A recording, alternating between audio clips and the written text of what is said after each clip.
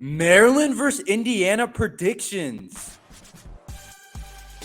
You are Locked On Terps, your daily podcast on the Maryland Terps. Part of the Locked On Podcast Network, your team every day.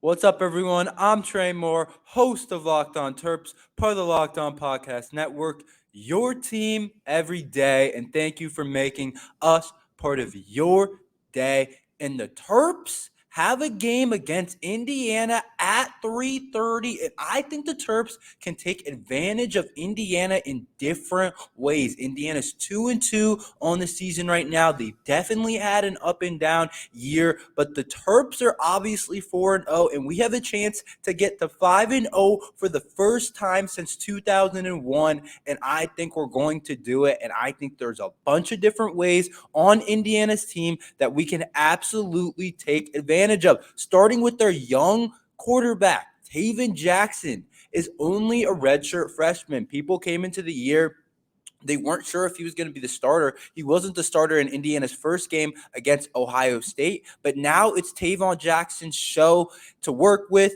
He was a really highly talented recruit, actually. 4-star out of high school, about 6'4", was a top 300 recruit, but he is still young. And young people make mistakes. They haven't seen everything. They don't have as much experience. So there is a world where we can take advantage of Tayven Jackson's inexperience on defense, throw different looks at him, throw some stuff maybe he hasn't seen, throw some things that other teams have done well against him. There's going to be a lot that we can take advantage of from that young quarterback, only making his third start against us. So I think there's a lot that, or fourth start against us. So I think there's a lot that the Maryland Terrapins can take advantage of going against Jackson. And if we look at his last game against Akron, where Indiana needed overtime to beat them, Tayven went 11 for 26 for 190 yards, one interception, one touchdown, and 42% completion percentage. So that shows me that Akron was able to take advantage of his youth, and clearly that I was watching the game. I watched the highlights again. I watched a good bit of the game, and it shows that if Akron was able to force him to under 50% completion percentage, 42 to be exact, and only 190 yards, an interception, and 11 for 26, then Maryland's defense is going to be able to do some things to Tayven Jackson, I think. Again, I want to reiterate, he's really talented player, 6'4", highly talented guy out of high school, 4-star guy. So it's not like this guy isn't talented. This guy has had good games. He's had good games against Louisville, but I do think Maryland's defense is much better than Akron. So like I said, I think we can throw some new looks at him, and we should be able to take advantage of him because we just have more guys. We have legit NFL guys all over the defense, in the secondary, in the linebacker room. I'm not really sure about up front. A lot of those guys are still too young to really know, but I think Jordan Phillips might one day be an NFL guy. Maybe Tommy Aking-Basote is an NFL guy one day. I mean, we're unsure, but overall, I know that Maryland has a bunch of guys on the defense that are going to go to the NFL. We had 8 Senior Bowl invites. A lot of those guys or on the preseason Senior Bowl list, and a lot of those guys are on the defensive side of the ball, especially in the secondary. So I know we have guys that can get after Tayven Jackson, and I think if he had trouble against Akron, he's definitely going to have trouble against us. And we know Maryland's defense is forced turnovers. We're top 2 in the country currently in forcing turnovers. What do young quarterbacks do? You see it in college. You see it in the NFL. You probably see it in high school. Young quarterbacks throw interceptions. They make mistakes. They make the wrong reads. They make a wrong zone read. They hand it off when they're supposed to tuck it and run. Young quarterbacks make mistakes. You see it everywhere in all of football. That's just how the game is. It's the hardest position in all of sports, and it's really hard to be a youngster and come in and really make an impact and do it mistake-free and take the starting role like he has already done. But it's hard to do that and then play 100% a perfect game. So I think the Maryland Terrapins, and we're top 2 in the country in turnovers. So you see how those two things align? I'm expecting us to force a couple of turnovers against Tayven Jackson. I'm expecting an interception. I'm expecting maybe a forced fumble. I'm expecting some type of turnover because Maryland has done it every single game. We've We're top 2 in the country in turnover and turnover margin and all of the turnover stats. The defense forces turnovers, and I think that aligns perfectly with the young quarterback that they have in place. But we can't definitely not overlook this kid. He had a good game against Louisville.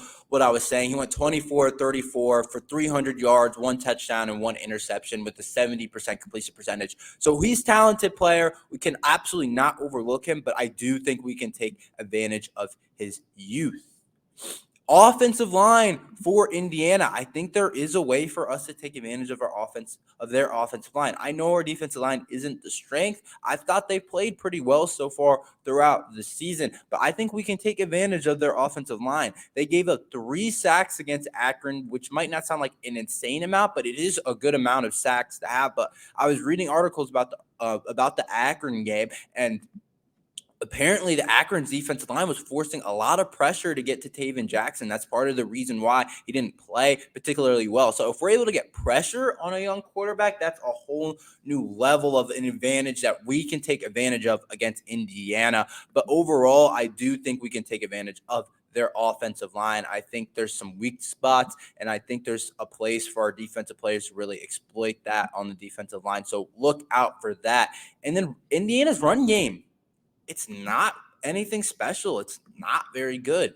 It ranks near the bottom of the Big Ten, and Hemby and Colby McDonald are both ranked higher in rushing stats than their star running back, Jalen Lucas. Jalen Lucas for Indiana, look out for him. That's a key player for them. He doesn't have as many rushing yards, but he is their second leading receiver, but he also leads their team in rushing. He's a really talented player, but overall, they're in the bottom of the Big Ten in rushing. We have 2 guys ahead of them on the rushing stats, and I talked about this last week with Michigan State.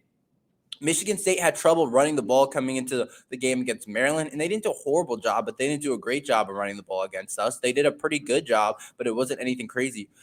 If you aren't able to run the ball against the Maryland defense, because that's our biggest weakness on the defense side of the ball, I still think it is. I don't think anyone's proven that passing the ball against us is our weakness. Our secondary is definitely our strength. We got NFL players all over the place in the secondary. Bo Bray, Tarheeb Still, Jaquan Shepard. There's NFL players everywhere in that secondary, but the defensive line is a young unit, almost all new starters this year. So if anyone's going to take advantage of the run game, it's going to be against us. But if they're not able to take advantage of the run game and they're forced to pass the ball and not take advantage of our biggest weakness, then I think we match up well against them. And that's kind of what we're seeing from Indiana. They haven't ran the ball particularly well. They have a bunch of different guys they give the ball to, starting with Jalen Lucas, like I said, but they just haven't ran the ball well enough for me to be concerned about it overall. And right now I'm not concerned about it.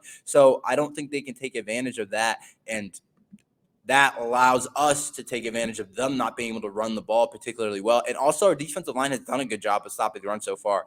Albeit it's been against Towson, it's been against Virginia, it has been against Michigan State, it hasn't been against anyone really good, but Indiana is not a really good rushing team, so I'm not too worried that they're going to be able to take advantage of that part of our defense, and I think they're going to be forced in a lot of 3rd and long spots where you don't want to be against our secondary, and then that's when we start blitzing guys like Jayshawn Barham or bring Barham off the edge, and then that can be a scary sight to see. I think their wide receiver room, I don't think it's that special, to be honest. The Maryland Terrapins have 4 wide receivers over 160 yards, while Indiana only has 1 wide receiver over 160 yards. So we have 4 guys over 160-yard mark, and they only have 1 guy. So it speaks to the depth of what we're able to do in our wide receiver room, and part of that is the quarterback problem for them, how they haven't passed the ball for a ton of yardage. I bet if some of those guys, if you replace Taulia with Tayven Jackson, maybe they are the team with 4 wide receivers over 160 yards. But the stat is still the stat. But their only wide receiver over 160 yards is Cam Camper. Definitely a guy we were going to look out for. Definitely a guy we're going to game plan. Has 249 yards on the year and putting up a really solid year. Is 9th in the Big Ten in receiving. He's a guy that we're going to game plan for, but I don't think there's very many weapons on the offensive side of the ball that we're really worried about. Don't get me wrong. They have some really solid players overall on the offensive side, but we're looking out for Jalen Lucas. We're looking out for Camper. And if we don't have to game plan for too many people, then it's hard to beat this Maryland secondary and this Maryland defense and our linebacking core too. I just don't think there's very many guys that we have to game plan for, unlike Indiana, where they have no idea who's going to go off for the Maryland Terrapins wide receiver room. It is impossible to game plan for us. We got, like I said, we have 4 guys over 160 yards on the season. It can be Hemby in the passing game or in the running game. It can be Caden Prather. It can be Octavian Smith. It's so hard for Indiana to game plan for that. Wow, we don't have to game plan for that many people. And then I look at their defense. I think our offense can honestly take advantage of their defense. They gave up 470 yards versus Akron, 263 rushing yards against Akron. The two leading rushers on Akron went for 18 carries for 141 yards with a 7.8 average. That was just one of them. And the other one went for 14 carries for 113 yards with an 8.1 average.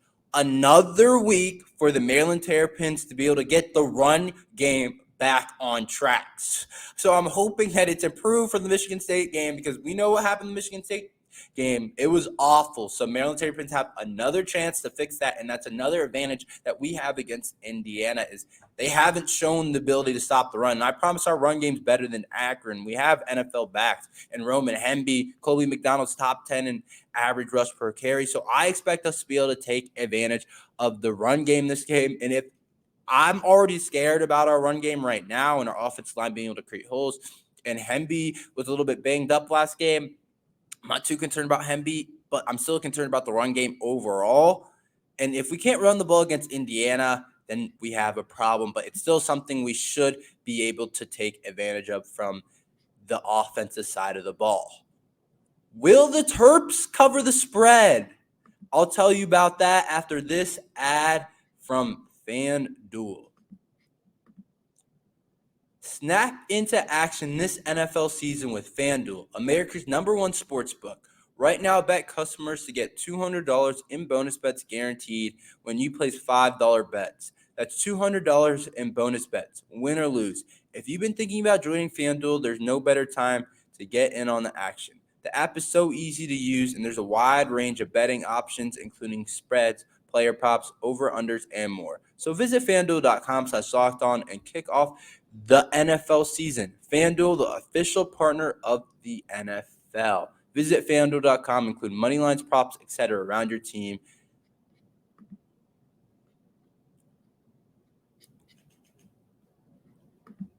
I think the Maryland Terrapins will cover the spread against Indiana. The current spread is 14.5 points, which is a lot of points. I don't think it's like a crazy amount for us being at home and everything, but it is still a good bit of points to cover 14.5.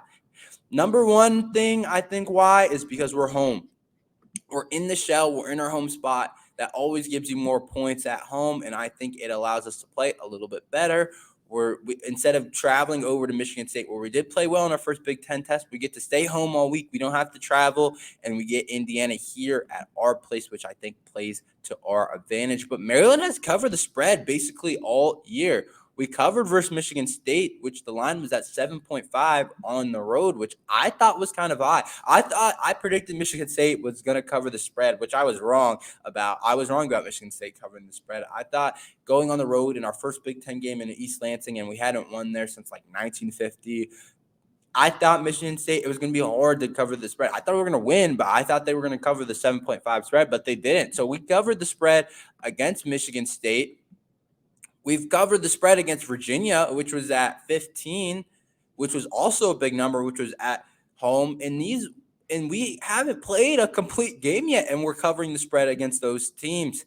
We came out slow against Virginia. I know you guys remember that. And then we ended slow against Michigan State. So I think we'll cover the spread again. I don't know if Michigan State, and I don't know which one's the better team. I don't think one is very much in front of the other. I think Indiana is probably better than Virginia, I would guess. But I still think that we're going to be able to cover the spread. I think we're going to be able to run the ball and pass the ball well. I mean, they gave up 500 yards against Akron, like I said. They gave up 422 yards against Louisville. So I think our offense is going to be able to be balanced. I think we come out. Probably the game plan realistically is we're going to throw the ball a lot at first, and then in the second half, we'll probably lean on the run game if we're up. But I hope to see a big balance at the start of the game. But I think either way, no matter kind of how the game plan is, as long as we come out decently fast and don't go off to 14-0, I think our offense is going to be able to really do what they want. And I think our offense scores absolutely enough points to cover the spread of the 14.5 points. I think our offense can get, they got to 31 last week, and that was like a solid performance, but they left a lot of meat on the bone. I think we can get to potentially 38, maybe even get to 40 points. They give up 500 yards against Akron, 422 against Louisville. Maryland's better than those two offenses. We got a lot more weapons. We got a better running back. We got a great quarterback, and that's another reason why I think we cover the spread. We have Taulia versus a guy who's making one of his first starts of his career in Tayven Jackson. So Taulia versus Jackson. I think you have to go with Taulia in that situation. Obviously, we're not talking about just winning the game. We're talking about covering the spread. But we got the best Maryland quarterback of all time, who has all the passing records, has all the passing touchdown records, whatever it is, he has it. And then you're talking about a guy that's making his fourth start for the Indiana Hoosiers. Highly talented kid, but at the end of the day, he's not that experienced yet. So I think that Taulia versus Tayven Jackson plays a big role in the game. And I think they're going to have trouble scoring against our defense, I think. If they can't run the ball against us, it's going to be really hard for them to score. So I think we're going to be able to score a lot of points, and I think they have trouble scoring, which is going to really allow us to cover the spread. But I also wouldn't be surprised, to be honest, if Indiana covered the spread. I'm hoping and praying that we are not overlooking next week and looking over our eye and looking at, we got Ohio State in 2 weeks. After this Indiana game that we're supposed to win, we're going up to Columbus. Big noon kickoff is going to be there at 12 o'clock. It's going to be a huge game. We're going to be undefeated because we're better than Indiana, and we don't really have to worry about it. I'm hoping and praying that is not happening. I don't think that's happening. I don't think Coach Loxley would let that happen. I don't think our leadership is going to let that happen. I think we're taking it one game at a time, and the fact that we're going to be able to get to 5-0 for the first time since 2001 is going to allow those guys to lock into that. So I don't think it will happen, but we've seen Maryland's slow starts. We've seen the slow finishes. I would not be surprised if Indiana covers the spread. It's also 14 points. It's a lot of points to cover. We could still win by 13 or 10 and look at the game and be like, we didn't cover the spread, but we still won by 10 points, which isn't like a lot of points. I mean, I think we're 14 points better than Indiana. That's what Vegas thinks too. But I mean, 10-point game, garbage time. There's so many ways for a team not to cover the spread. So I would not be surprised at all if the Terps do not cover the spread. How many yards will Taulia throw for? Will Roman Hemby get back on track? Will Caden Prather lead the team in receptions again?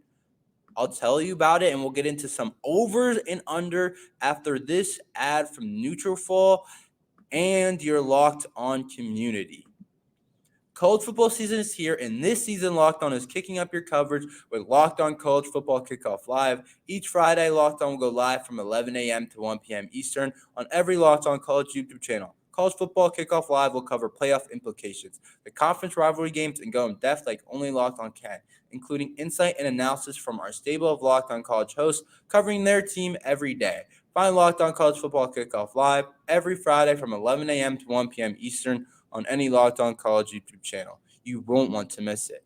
You don't have to choose between better hair growth and your health. Nutrafol provides a whole body health approach for men that promotes healthier hair. No drugs, no compromises, just better hair. Nutrafol supports healthy hair growth from within by targeting root causes of thinning such as stress, hormones, environment, nutrition, lifestyle, and metabolism. Through whole body health, take the first step to visibly thicker, healthier hair for a limited time. Nutrafol is offering our listeners $10 off your first month subscription and free shipping when you go to Nutrafol.com/men and enter the promo code LOCKEDON. Let's get into one of my favorite segments of the week and the over-under for the Terps versus the Indiana. I do create these lines myself, but let's get into it. They're pretty accurate normally. Taulia Tagovailoa over under 250 yards. All right, so we're into Big Ten play, and if we're throwing the ball a lot, which we love to do, and Talia's playing the whole game, and the game is somewhat close, and we're not crushing the team, which I think Indiana we could beat by a lot of points, but I'm not going to overestimate them or underestimate them. I think Talia throws for over 250 yards against them. I'm just seeing what Akron's done, what Louisville's done against their defense. I think we can throw for a lot of yards against them. Let's get to a little bit of Roman Hemby. Will Roman Hemby get back on track over under 60 yards? All right, that's not a high bar to set, but how he's rushed so far in the last couple of games, I don't know how I can give him a higher bar than 60 yards, and also with how much Maryland likes to rotate their guys. But I'm going to say Roman Hemby gets back on track and it's over 60 yards. I think the coaching staff is going to make an emphasis this week to get Roman Hemby the ball because we know what happened last game. 10 carries for 12 yards with a 1.2 average for the second back on Mel Kiper's big board. That's just not good enough. So I think we look at the combination of the coaching staff's going to want him to get back on track, and then also we look at Indiana's rushing defense. Run defense hasn't been good. So I think Roman Hemby gets back on track against Indiana and gets above 60 yards. Let's get to Ty Felton, who led our team in receiving last week with 67 yards. Will he get over or under 48 yards? I'm going to say under. This is why. It seems every game it just changes who the guy is going to be at wide receiver. Like it was Jase Jones against Virginia. It's Caden Prather one game. It's Octavian Smith having a big game. It just changes. It doesn't seem like 2 weeks in a row it's the same person. I could be wrong, but I think Ty Felton goes under the 48 yards overall. Will Caden Prather lead our team in receptions again this game? It's hard to say. I think he gets to 5 catches. I think Jase Jones, after the quiet game he's had, I think Taulia will look for him. So I wouldn't be surprised if Jase Jones leads their team in reception, or even Corey Dyches possibly. But I'm going to say no, he won't, but he'll be top 2 or 3 for sure. But he definitely could. It's really a coin toss with this wide receiver room with how deep it is. You never know who's going to go off, like I said, about Ty Felton. Is it a big Colby McDonald day? Is it Colby time? We know he's top 10 in the average in the country. Indiana doesn't in rushing average. He's top 10 in the country in rushing average, and we know Indiana doesn't really stop the run well. So will Colby McDonald have a big game over under 38 yards for Colby McDonald? Here's the thing. It just all depends on how many carries he gets. I think the Maryland staff's looking at Colby McDonald, and they're like, we got to give him more carries. He's top 10 in the country in average yards per carry. There's no other way we can make an excuse for not giving him more carries, even more than Antoine Littleton. But I'm going to say under. I'm going to say under because 38 yards, it's not like a ton of yards. I just don't know if he gets enough carries. I haven't seen him be able to do that. So until the Terps give him enough carries for him to get that amount. I mean, he's rushed for above that, don't get me wrong, but I'm just going to guess on a consistent basis it's going to be hard for him to continue to do that, especially with teams looking out for him more and knowing that he's top 10 in the average in the country, and he's looked like our best running back so far, and he's been an X factor right now. I think if you look at X factors, I think I look at Colby McDonald maybe as the number one X factor, is a guy that teams aren't looking out for that makes a huge impact that might get overshadowed. But I'm going to say under, but very well, I hope he goes for over the yards. Let's get into Indiana's team. Jackson, their quarterback, over under 200 yards for the talented redshirt freshman. I think our defense stops him pretty well, but the thing about it, if they go down early, they're going to throw the ball a good amount, and you can rack up yards because defense starts to play soft going into the third quarter. If we're up by 20, 28, even like 14 points, the defense is going to start playing soft, not wanting to give up the big plays, and you rack up a lot of yards playing that way. So I'm going to say he goes over, similar to what Noah Kim. I didn't think Noah Kim had a good game against us. He had above 200 yards. He got benched. So I think Tayven Jackson gets above the 200-yard mark just because they're going to go down, I think, early, and they're going to have to pass the ball for the Hoosiers. And let's get into some of our defensive things. Over under 2.5 sacks. Will they get to 3 like Akron did? I'm going to say they get to 3 sacks like Akron did. I think we're going to take advantage of some of their offensive line issues. I hope we run a couple stunts, a couple different looks, but I think we're going to take advantage. And finally, let's get a score prediction for the game. This is what I'm going to go with. I'm going to go with 17-34. I'm going to go 17-34. The Terps win by 17 points and cover the spread. But thank you for listening to Locked On Terps. There will be a post-game show after the game, so look out for that. But please like and subscribe, and we'll see you next time on Locked On Terps.